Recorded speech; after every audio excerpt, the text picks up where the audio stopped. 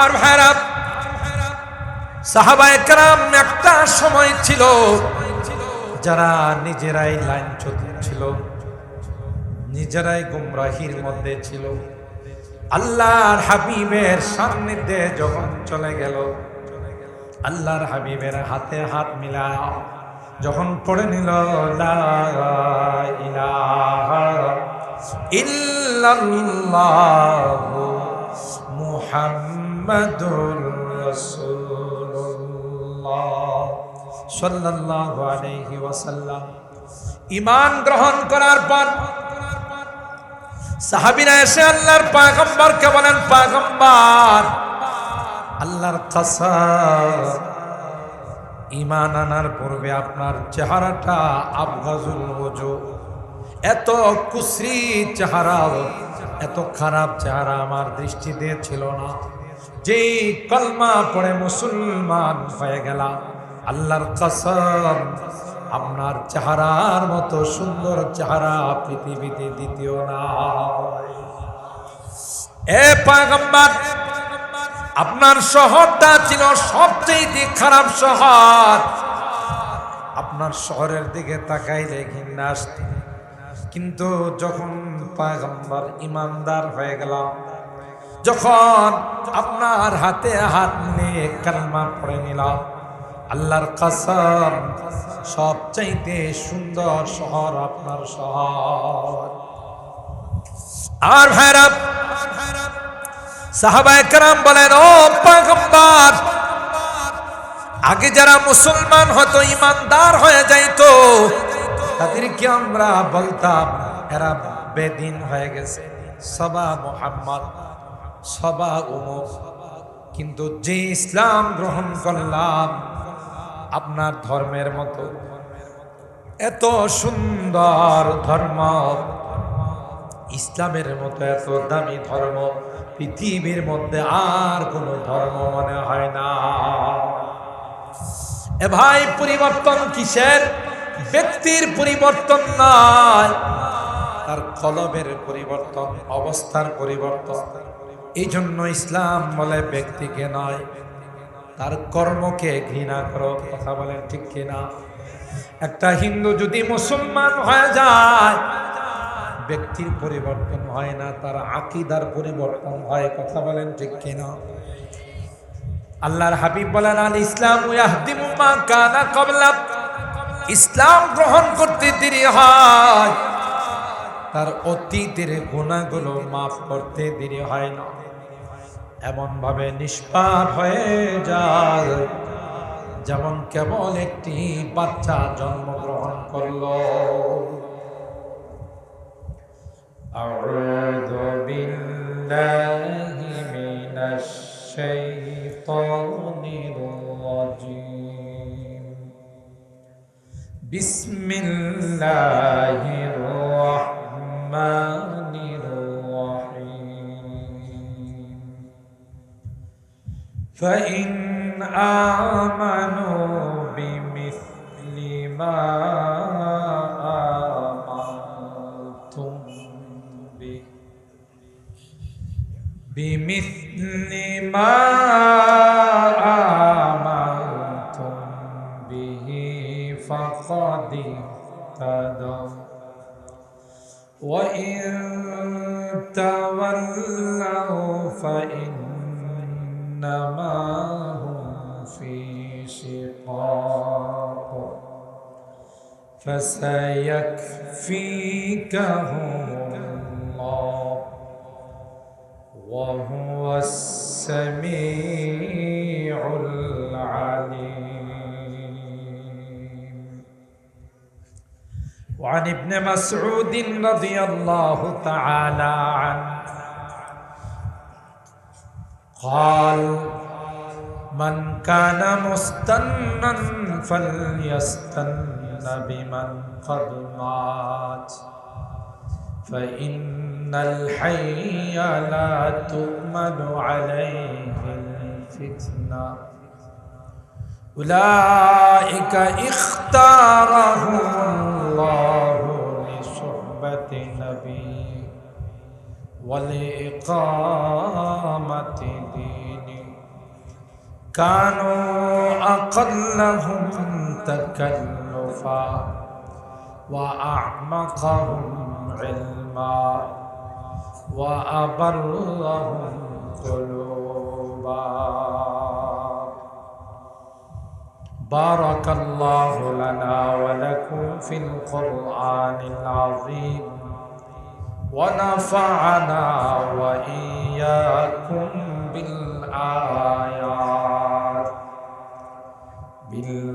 بالآيات والذكر الحكيم. صدق الله العظيم وصدق رسوله النبي الكريم ونحن على ذلك لمن الشاهدين والشاكرين والحمد لله رب العالمين. সকলে দরুদ শরীফ পড়ি।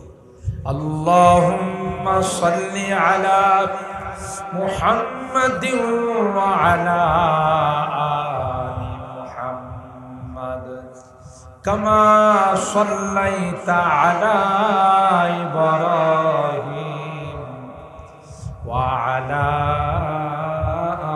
آل إبراهيم إنك حميد مجيد. اللهم بارك على محمد وعلى آل محمد كما باركت على إبراهيم وعلى آل إبراهيم إنك حميد مجيد. দুআ আল্লাহ রাব্বুল আলামিনের নিকট অনেক বড় প্রিয় একটি ইবাদত। আদ-দুআউ হুয়াল ইবাদা। হাদিসের মধ্যে আসে যে দোয়া এটাই একটি মুস্তাকিল স্বয়ংসম্পূর্ণ ইবাদত। আদ-দুআউ মুখুল ইবাদা, এবং সমস্ত ইবাদতের নির্যাস হলো দোয়া। আল্লাহ রাব্বুল আলামিন কোরআনে কারীমের মাধ্যমে আমাদেরকে জানান দিয়েছেন, উদউনি আস্তাজিব লাকুম, তোমরা আমার নিকট দোয়া করো, সাথে সাথে আমি কবুল করব। সুবহানাল্লাহ। দোয়ার অপেক্ষায় বান্দা হাত তুলে আল্লাহর কাছে কিছু বলবে, আল্লাহ সেটা কবুল করার জন্য প্রস্তুত হয়ে আছে। সুবহানাল্লাহ।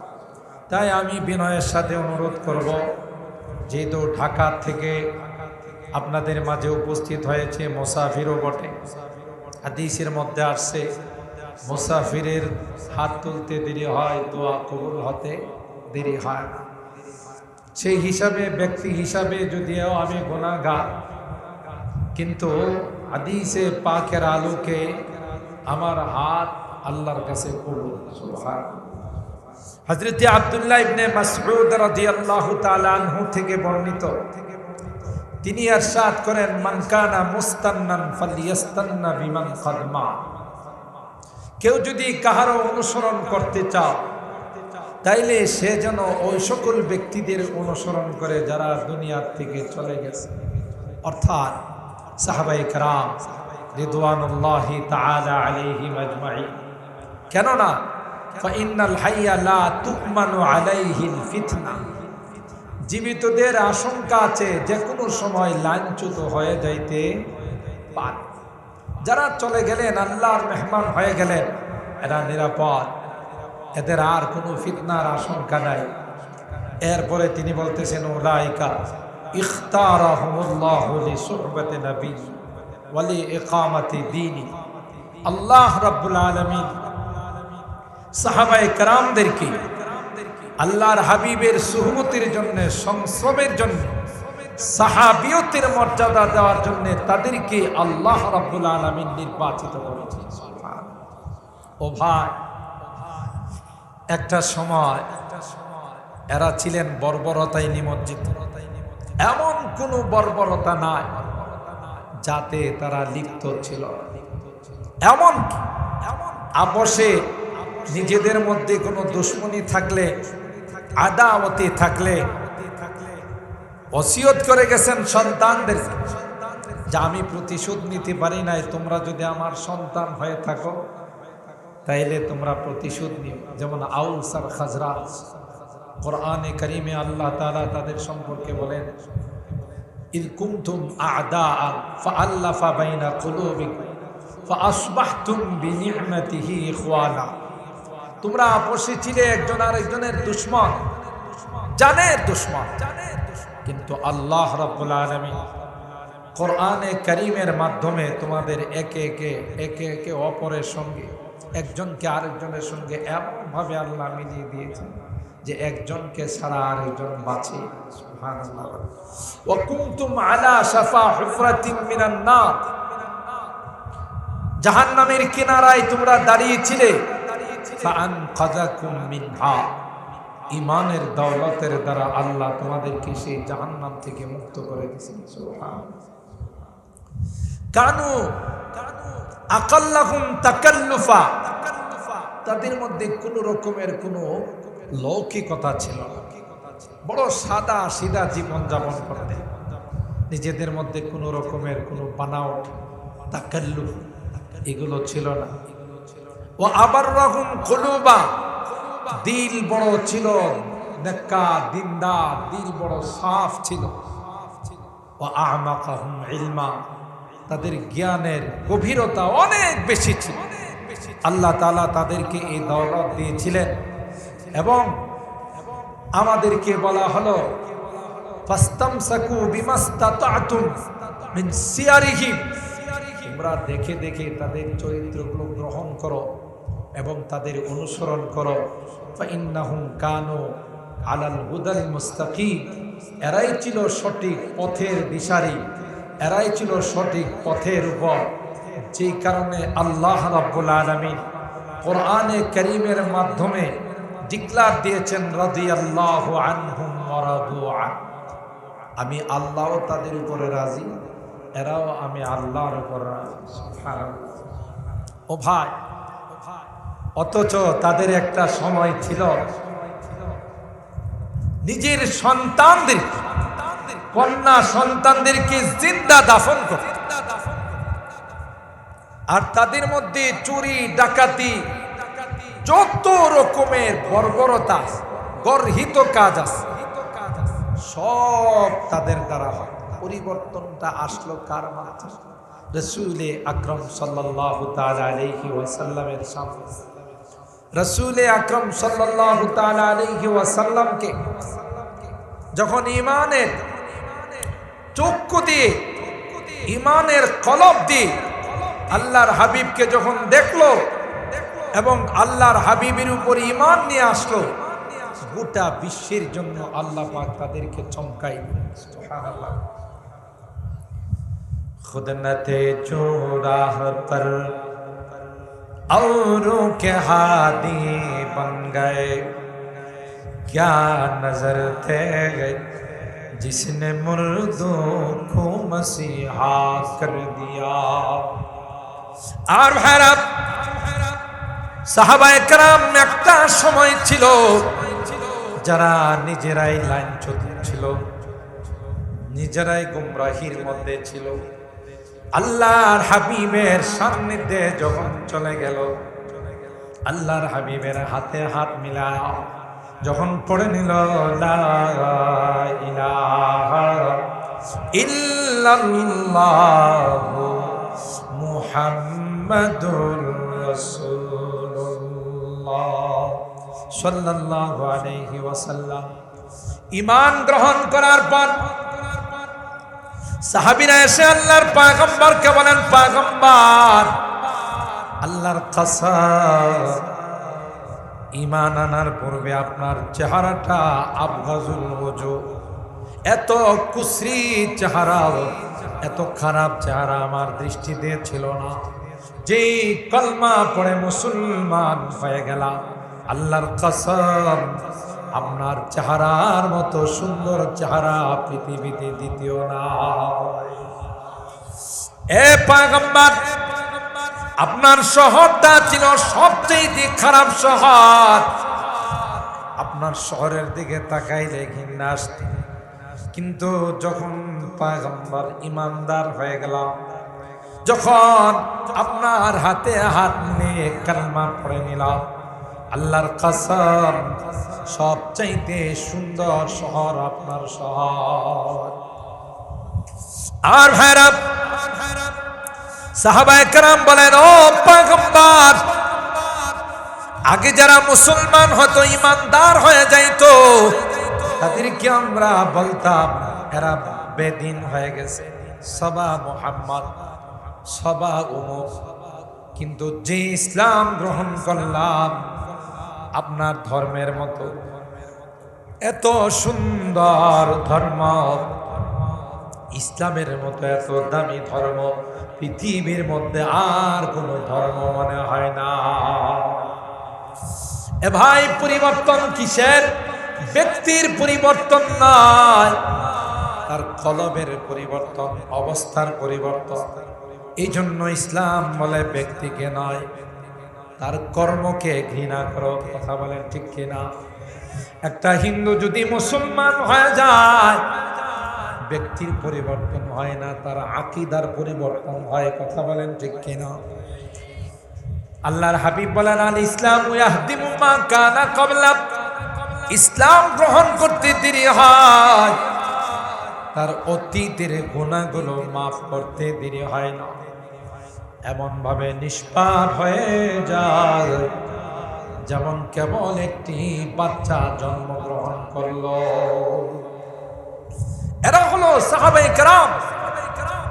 যখন হিজরতের হুকুম হলো, কোনো কিছুর দিকে তাকায় না। জায়গা জমি, বাগান, আত্মীয় স্বজন, টাকা পয়সা সব কিছু ত্যাগ করে ইসলামের জন্য, ইমানের জন্য মক্কা থেকে 450 কিলোমিটার দূরে মদিনার থেকে হিজরত। কিতাবের মধ্যে আসে, হযরত আবু বকরকে আল্লাহর পয়গম্বর ইশারা দিয়েছিলেন, আবু বকর, হুকুম হলে হিজরত করা লাগবে।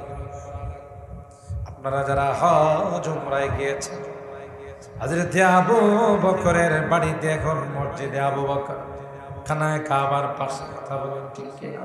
হারামের ভিতরে হযরত আবু বকর পয়গম্বর ইশারা দিয়েছেন, আবু বকর যে কোনো সময় তোমাকে নিয়ে হিজরতে বের হয়ে যেতে। যখনই আল্লাহর পয়গম্বরকে হত্যা করার জন্য মক্কার কাফের মুশরিকরা দারুন নাদওয়া, তাদের পার্লামেন্টে আবু জাহেলের নেতৃত্বে যখন সিদ্ধান্ত হয়ে গেল মুহাম্মদকে হত্যা করা ছাড়া কোনো বিকল্প নাই, নাউজুবিল্লাহ বলেন।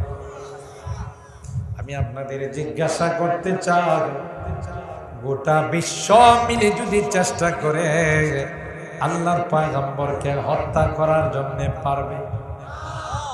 আল্লাহ কোরআনে কারিমে বলেন, ইয়া আইয়ুহার রাসূল বাল্লিগ মা উনজিলা ইলাইকা মির রাব্বিক ওয়া ইন লাম তাফআল ফামা বাল্লাগতা রিসালাতা ওয়াল্লাহু ইয়াসিমুকা মিনান নাস।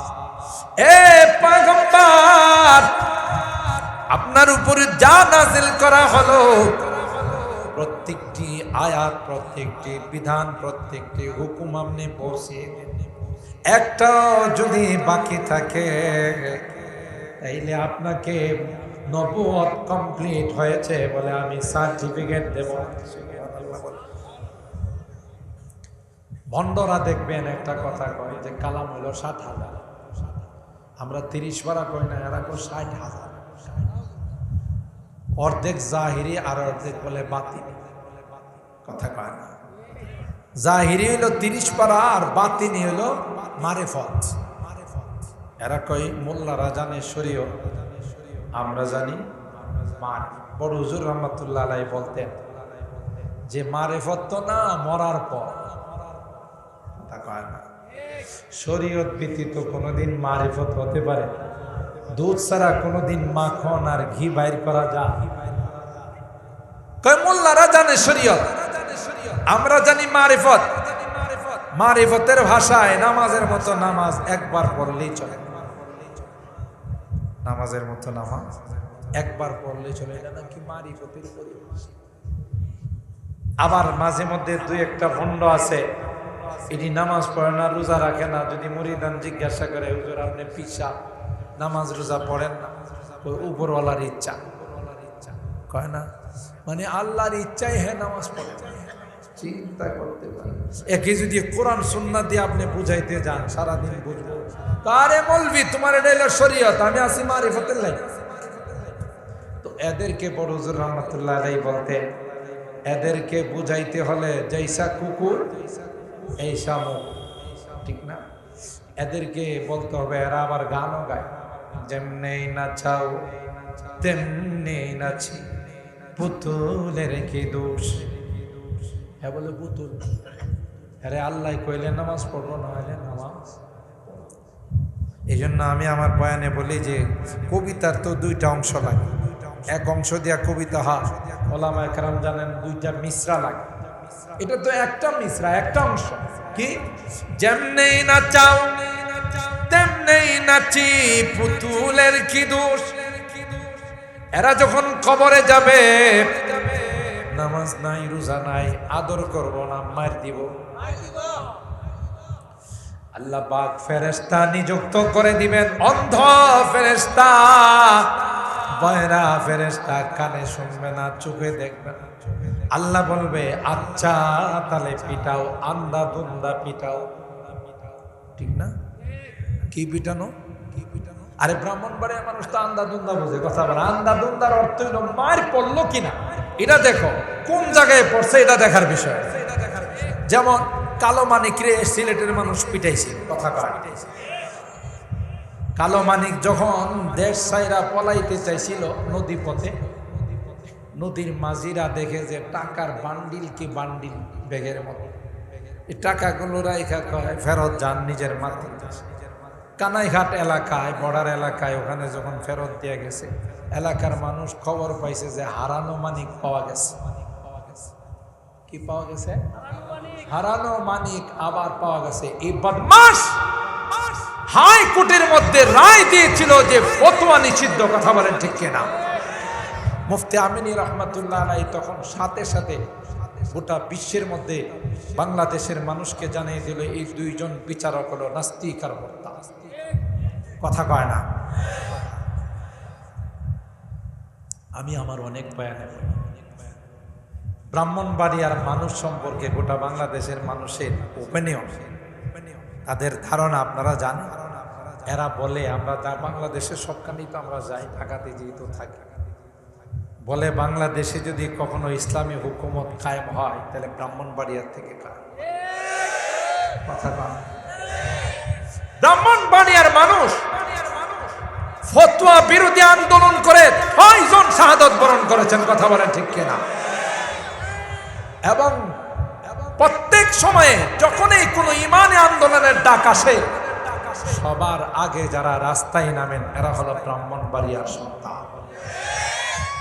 মুফতি আমিনী ব্রাহ্মণবাড়িয়ার সন্তান, ফখরি বাঙ্গাল ব্রাহ্মণবাড়িয়ার সন্তান, রাইসুল মুফাসসিরিন হযরত বড় হুজুর রাহমাতুল্লাহ আলাইহি ব্রাহ্মণবাড়িয়ার সন্তান, কথা বলেন ঠিক কিনা?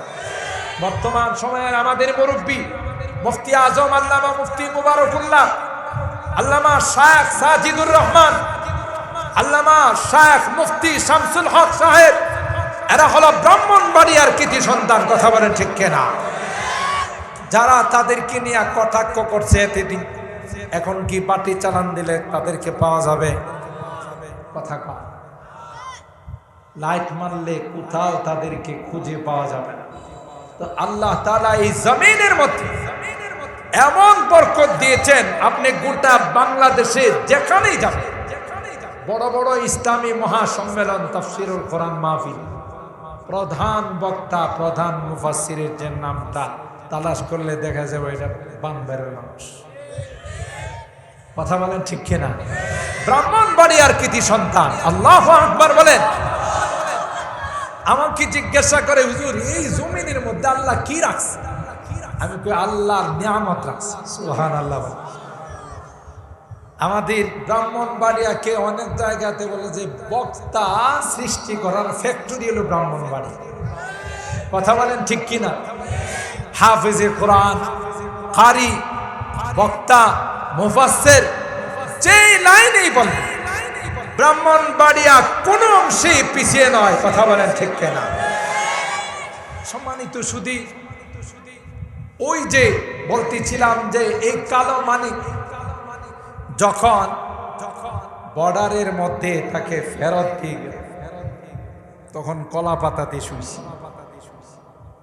দাড়ি রাখছে, অথচ এই দাড়ি দেখলে সারা জিন্দেগি সে মস্কারা করছে। আর কলা পাতাতে শুয়া দেখছে যে বাঁচতে পারে কিনা, কিন্তু মানুষ তো কিছুই করে নাই, শুধু এসে আঙ্গুল দিয়া টিপ দিয়া দেখছে আছে না মরছে। তাতেই মেডিকেল রিপোর্টের মধ্যে বলা হলো যে ওনার উপরে যেই পরিমাণ আক্রমণ হয়েছে, নিচের অংশ টিকানো বড় কঠিন। কথা কয় না কেন? কেন? কারণ একটাই ছিল, সেটা ছিল যে কোরআন সুন্নাহ বিরোধী আলেম ওলামাদের দুশ্মন ছিল। কথা বলেন ঠিক কিনা? এই জন্য আল্লাহ তাআলা দেখাইছে যে তার উপরে যখন মার পড়ছে, কেউ এই কথা চিন্তা করে না এটা কি কোন জায়গায় সেনসিটিভ কোনো অংশের মধ্যে মার পড়তেছে কিনা, কোনো গুরুত্বপূর্ণ অংশের মধ্যে মার পড়তেছে কিনা এটা দেখা নাই, শুধু আচ্ছা তাহলে আন্দা দুন্দা পিটাইছে। কথা বলেন ঠিক কিনা? তো আল্লাহ তাআলা অন্ধ আর বয়রা ফেরেশতা পাঠাইবে আর বলবে যে আচ্ছা তাহলে লাগা। চিৎকার করলো যেন যেমনেই নাচাও তেমনেই নাচি, পুতুলের কি দোষ। ফেরেশতারা পিটায় আর কয় যেমনেই হুকুম তেমনেই পিটায়, ফেরেশতার কি দোষ। বড় হুজুর বলতেন যে এই সকল ভণ্ডদেরকে বড় বড় লঞ্চের স্টিমারের রশি দিয়া বট গাছে বাঁধতে, বট গাছে বাইন্দা দুপুরে 4টা খানা দেওয়ার পর আর কোনো খানা দেওয়া যাবে না। বিকালে হলে সকালে হলে যখন চিল্লা পাল্লা করবো, খুদা আমার খানা দাও, তখন মুকুর নিয়া মুখের মধ্যে মারতে হবে, খাওয়ার মতো খাওয়া, একবার খাই দিয়েছ। কথা কয় না? খানার মতো খানা যদি কয় খানার মতো খানা একবার না খাইলে চলে না, একবার খাইলে চলে না, বারবার খাইতে হয়। তাহলে নামাজের মতো নামাজ একবার পড়লে কেমনে চলবে? কথা কয় না? এই ভণ্ড যারা আছে, মানুষের ঈমান ডাকাতি করার জন্য বিভিন্ন লাইনে মাজারিনি তাদের পায়ে সিজদা করায়া এইভাবে মানুষের ঈমানকে ধ্বংস করার জন্য ষড়যন্ত্রে লিপ্ত। বলতেছিলাম আমার ভাইরা, হযরতে সাহাবায়ে কেরাম রিদওয়ানুল্লাহি তাআলা আলাইহিম আজমাইন হিজরত করে মক্কা থেকে মদিনায় গেলেন। নিজের সম্পত্তি, টাকা পয়সা সব কিছু রেখে চলে গেলেন। পয়গম্বর হযরতে আবু বকর সিদ্দিক রাদিয়াল্লাহু তাআলা আনহুকে ইশারা দিয়ে, আবু বকর যে কোনো সময় আল্লাহর হুকুম হলে হিজরত করা লাগে। আবু বকর আল্লাহর পয়গম্বরের হুকুম পাওয়ার পর কোনো রাত্রে বিছানায় তিনি শুয়ে নাই, বালিশের মধ্যে মাথা লাগায়। আবু জাহেলের নেতৃত্বে পার্লামেন্টের মধ্যে যখন সিদ্ধান্ত হলো মুহাম্মদকে হত্যা করা ছাড়া কোনো বিকল্প নাই, নাউযুবিল্লাহ বলেন। অথচ আল্লাহ পাক বলেন, পয়গম্বর আপনার উপর যে দায়িত্ব দেওয়া হয়েছে, আপনি দ্বীনের কাজ, কোরআনের ওহী যা নাযিল করা হয়েছে, গোটা বিশ্বের মধ্যে আপনি পৌঁছে দেন। ও পয়গম্বর, আপনার হেফাজতের দায়িত্ব সব আমি আল্লাহ নিলাম।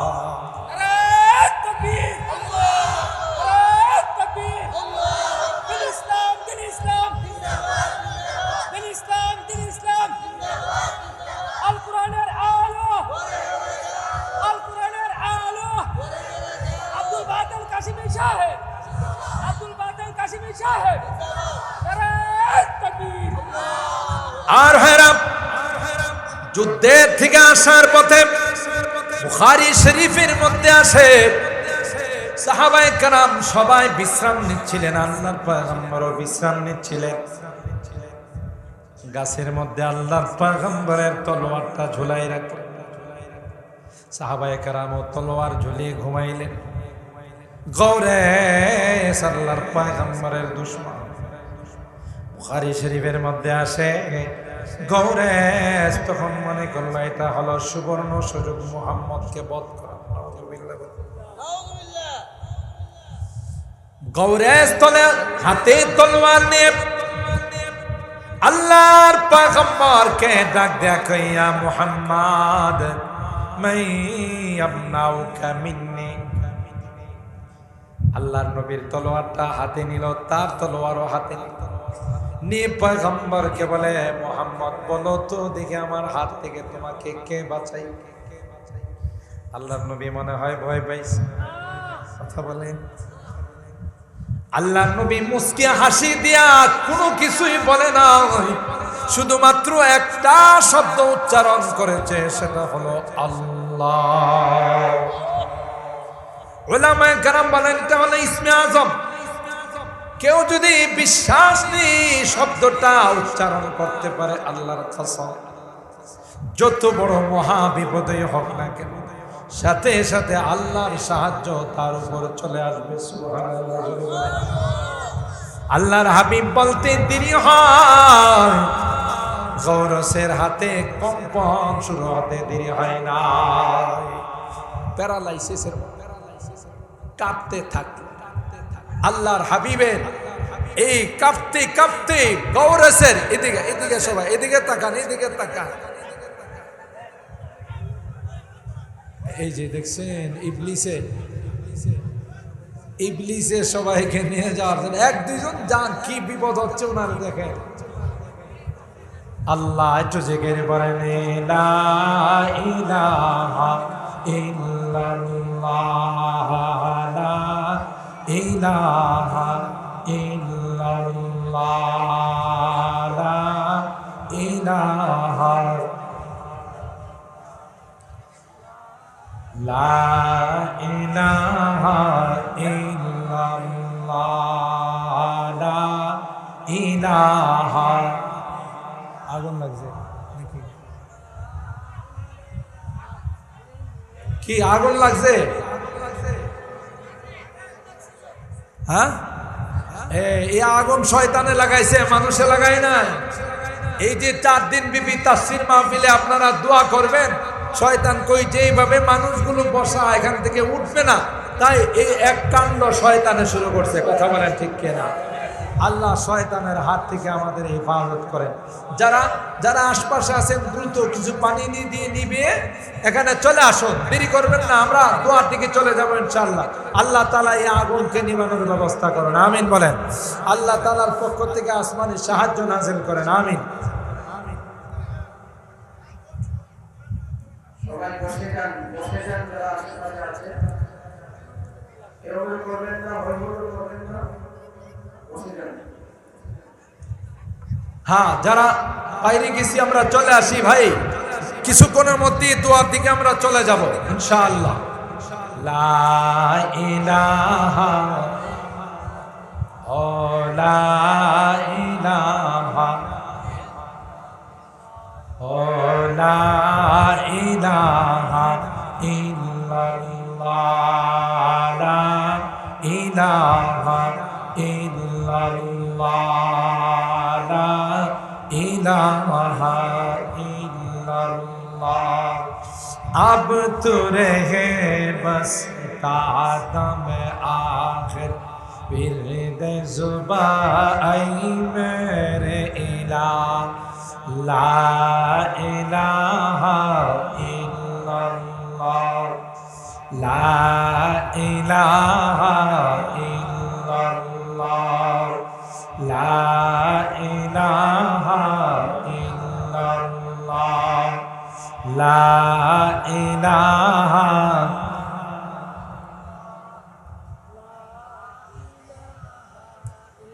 याद से तेरे सबको भुला दा कोई ना मुझको याद रहे याद से तेरे सबको भुला दा कोई ना मुझको याद रहे तुझ पर घर बार लुटा दाओ खानाए दिल आबाद रहे ला इलाहा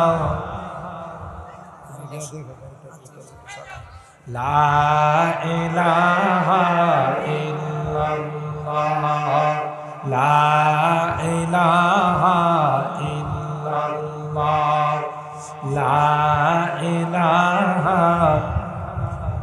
हो ला इलाहा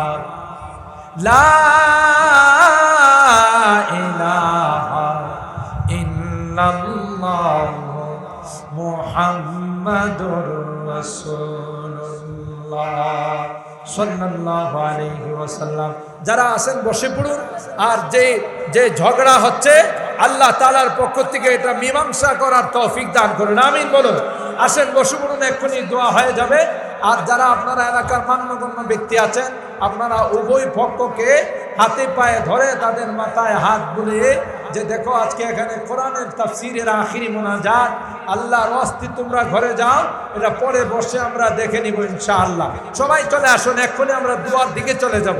আল্লাহ সবাইকে আসার বসার তৌফিক দান করুন, আমিন বলুন। হ্যাঁ, কেউ বাইরে থাকবো না, আমরা মুরব্বীরা তাদেরকে মানিয়ে দিই এবং মীমাংসা করা এটাও একটা অনেক বড় নেক কাজ, এটা অনেক বড় সওয়াবের কাজ। আল্লাহ উভয় পক্ষকে সুন্দরভাবে মীমাংসার পথে গিয়ে উভয় পক্ষকে বুঝার তৌফিক দান করুন, আমিন বলুন।